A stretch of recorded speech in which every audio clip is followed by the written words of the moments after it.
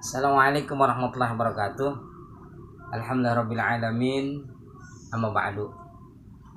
Sahabat sekalian, mari kita mulai kajian online kita pada edisi Ramadan hari kedua 1441 Hijriah. Ya Rabbi bil Mustafa balli maqasidana wa ufir lana ma madaya wasi'al karami li khamsatun udfi biha حر الوباء الحاطمة المصطفى والمرتضى وابنهما وفاتمة يا رب بالمصطفى بلغ مقاصدنا واغفر لنا ما مضى يا واسع الكرم. Alhamdulillah, alhamdulillahilladzi an'ama alaina bi ni'matil iman wal islam. Asyhadu an la ilaha illallah wahdahu la syarikalah wa asyhadu anna Muhammadan abduhu wa rasuluhu la nabiyya ba'dah. Amma ba'd. Jamaah sekalian dimuliakan Allah. Alhamdulillah kita semua masih dikasih sehat walafiat lahir batin sehingga kita dapat menjalankan ibadah puasa di hari yang kedua ini dengan sebaik-baiknya. Mudah-mudahan puasa kita akan diterima oleh Allah Subhanahu wa taala di tengah kondisi yang saat ini memang dalam keadaan yang tidak normal, sehingga ibadah yang biasanya kita jalankan dengan penuh semangat, syiar dan juga bahagia, barangkali untuk tahun ini perasaan-perasaan seperti itu bisa kita tuangkan dalam sanubari kita, tidak perlu ditampakkan di depan masyarakat karena memang kondisi yang saat ini tidak kondusif.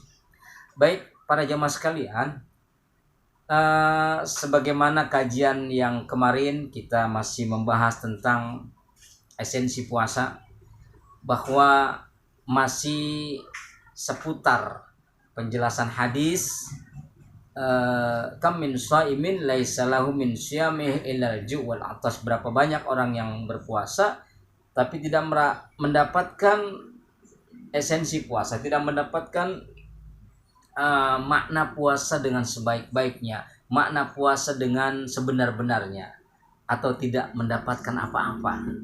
Banyak orang yang berpuasa tapi tidak mendapatkan apa-apa, cuma mendapatkan lapar dan haus saja. Nah, pada kesempatan ini masih melanjutkan penjelasan tentang hadis tersebut. Saudara yang dimuliakan Allah, di mana saja berada, kajian online ini sebagai tindak lanjut kita yang biasa di bulan Ramadan kita memberikan kajian-kajian di masjid-masjid, mushola-mushola dan majlis taklim. Namun kondisi seperti ini, maka patut kiranya kita bermuhasabah dan juga patut kita jadikan sebagai iktibar buat kita, dan dakwah yang selama ini kita jalankan di dunia luar sekarang kita jalankan di dunia maya. Ini juga ada kemanfaatan yang luar biasa yang akan kita sebar ke berbagai media. Baik, saudara-saudara sekalian, kemarin sudah kita bahas tentang saumul lisan wa saumul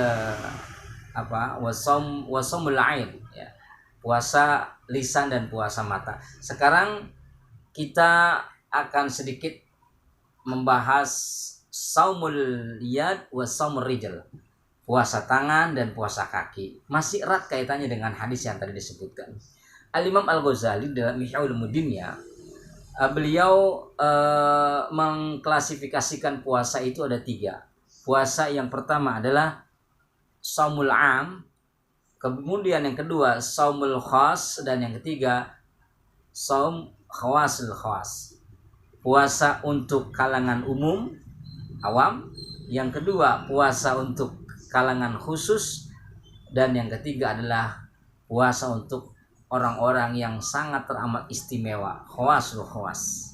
Apakah kita termasuk pada golongan yang mana, kita nggak tahu. Apakah kita termasuk golongan am, golongan khas, ataupun khawasul khawas. Bagaimana nanti kita menyikapinya, bagaimana nanti kita menjalankannya, itu kembali kepada hati kita. Saudara, puasa am adalah puasa yang dijalankan berdasarkan syariat belaka, artinya dia menggugurkan kewajiban belaka.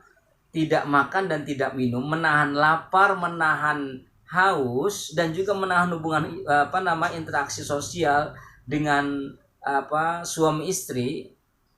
Ini adalah kategori puasa umum. Dia tidak mengambil esensi puasa yang lain, bahwasanya dengan berpuasa dia akan memiliki perubahan-perubahan yang sangat signifikan.